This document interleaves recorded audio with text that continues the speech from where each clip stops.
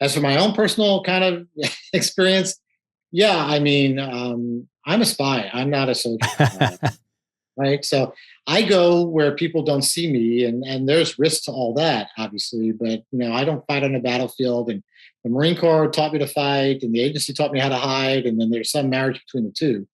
But in an environment where I lived, where my platform was a target of multiple attacks, including the one that you mentioned that didn't go off, that would have leveled the building. So thank God it didn't, based on the size of the explosive.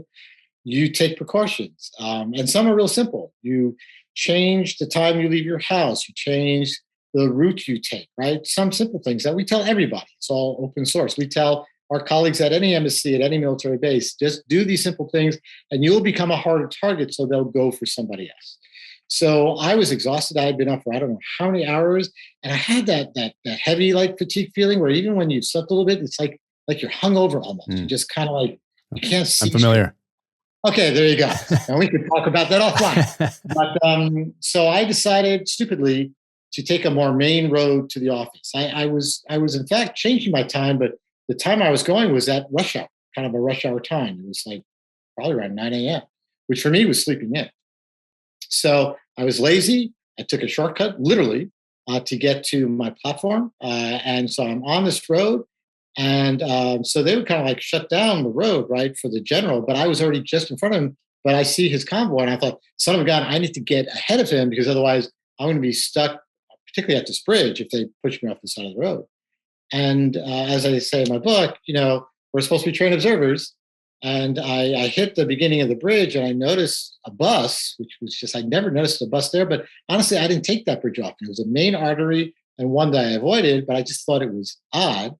And then as I went past, and I honestly don't remember how many meters behind me the general's convoy was. I was not riding with him, thank God.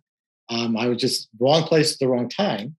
And then I heard the detonations. And, my first reaction in our training is get off the X. Your training is to go to the ambush, right? My training is get the hell out of there, right? I'm a spy.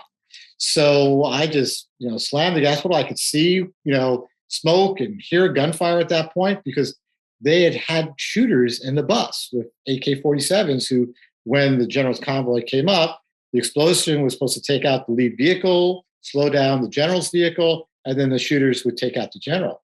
And he only lived because his driver was killed. But his ADC, his aide de camp, some major who's probably a general now, reached over, grabbed the wheel, and stepped on the gas pedal and saved the general. A number of the protective detail were killed. I was just ahead of it. And so I was probably on the crest of the bridge when he was hitting the beginning of it. And I just made as fast as I could to get to my platform, which is at that point locked down because, it was very close actually to where my platform was. So it was, an exhilarating experience, but not one that I did anything heroic about. I just got out of the way after being at the wrong place at the wrong time for my own poor tradecraft. But it was, I guess, as you guys say, danger close. So there you go. Certainly a memory. There you go.